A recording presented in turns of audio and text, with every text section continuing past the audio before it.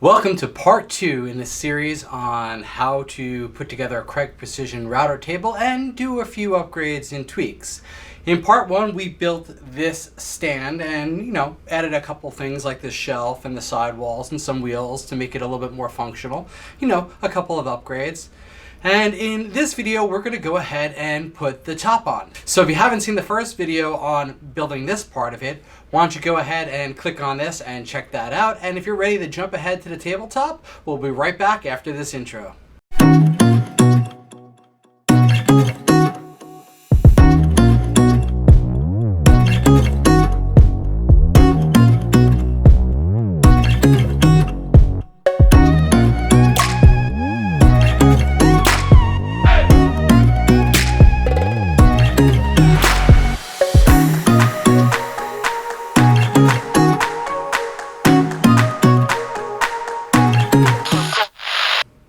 Welcome back, and as you see, we've gotten the table out of its box and we put it on top of a nice little moving blanket just to keep everything from getting scratched up while we take a look at this and put it together. Now the first thing you should probably do is grab the instruction manual and take a look at what parts are supposed to come with the table. And this is especially important if you see something super suspicious like an open bag. After going through all this stuff, I am actually missing some parts. That's not funny. I'm missing parts. So I am missing some parts. He still thinks it's funny. So I am missing some parts. And I'm pretty sure this guy hasn't stolen them. So I'm going to have to go and call Kreg and see if I can get those replaced. But this is a perfect opportunity to test out Kreg's technical support and see how they do. So let's test them out. Good. I got a Kreg Precision router table, and it seems that it's missing some hardware. Okay. They did really, really good. They picked up in a few seconds. I wasn't really sure everything I was missing, so they're just going to send me a whole new hardware kit to go with this. And that was real nice of them. And one of the nice things about filling out these warranty cards, they already had my address and everything in the system, so it took 2 seconds to get that done, and they're on their way. So until we get the parts, I'm not quite sure what we can do, but maybe we'll go play outside until they come in, and then we will get back to this. What do you say we do until we get those parts? You want to lose some more? Well, they are sending a whole new set anyway. But in all seriousness, Kreg's tech support was fantastic, and I want to send a shout out to Billy, who got this squared away in, I would easily say, under 5 minutes. Well, we're back, and it's about 2 days since I called Kreg and asked about the hardware, and a new hardware package arrived on my doorstep this morning, so we can get back to putting this together and finish this video up. Now, it looks like the only thing I was really missing were the screws that go into this plate and for the levelers, but there were some other extra things in this kit, so my guess is that someone had bought it, returned it, but Kreg took care of everything and made sure everything was intact, so I'm really happy with how customer service did. So now that we got all new hardware, we don't need any of this old hardware anymore. And we can go ahead and start putting this together. So the first thing we're going to do is install this T-track. And this just slides into this groove and installs with these system screws.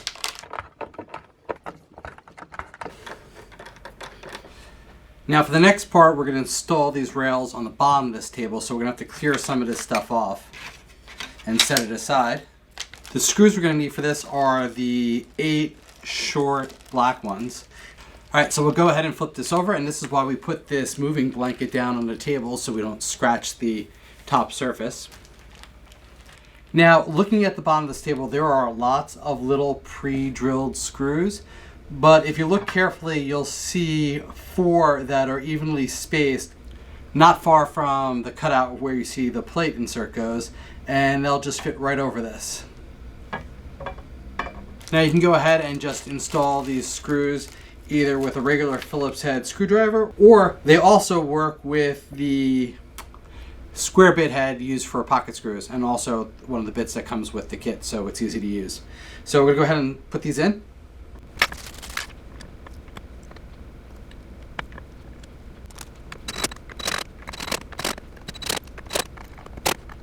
The next thing we need to do is screw down these little leveling plates, and these just get installed with these 1¼ silver screws that come with the kit.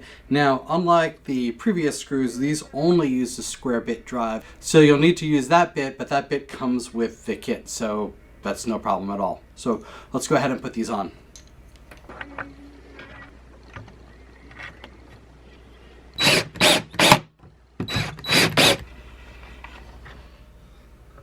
All right, now that that's all screwed in and everything is where it needs to be, this is where the instructions kind of end for the tabletop portion. It jumps right into how to mount the router to the router plate. It doesn't really say how to connect this to the table, though luckily that isn't too tough. All we really need to do is take the table, pick it up, remove the moving blanket since we don't need that anymore, and then put it back down on top. Now, the tabletop portion of the kit does not come with any kind of mounting screws to mount this to the table, though the table itself, if you remember, came with that little bag of pocket screws that was kind of buried within the box and stuck to the side.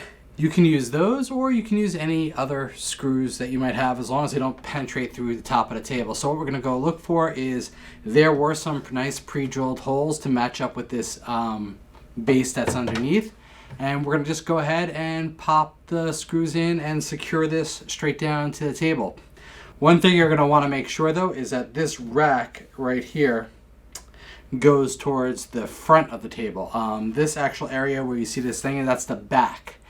So when we go and install this to the bench, we're going to make sure this is to the front, which in this case right now is actually upside down because the front of this bench is still facing towards camera. So let's spin it around. With that fixed, let's secure it in place. So screwing this tabletop to the stand was a little bit more difficult than I thought it was going to be. It wound up being that the walls of this table that I put in an upgrade in the first video made it a little bit hard to access where the screws needed to go in. So you could take the easy way and just unmount the table and the side walls and all that kind of stuff, and go ahead and screw that in and do it nice and easily, or you can do it the hard way like I did and try to work around that. And the way I did it was I just put the Kreg pocket hole square bit into an old screwdriver chassis and carefully put them in. But whatever way you do it, just want to make sure that you do not strip the screws.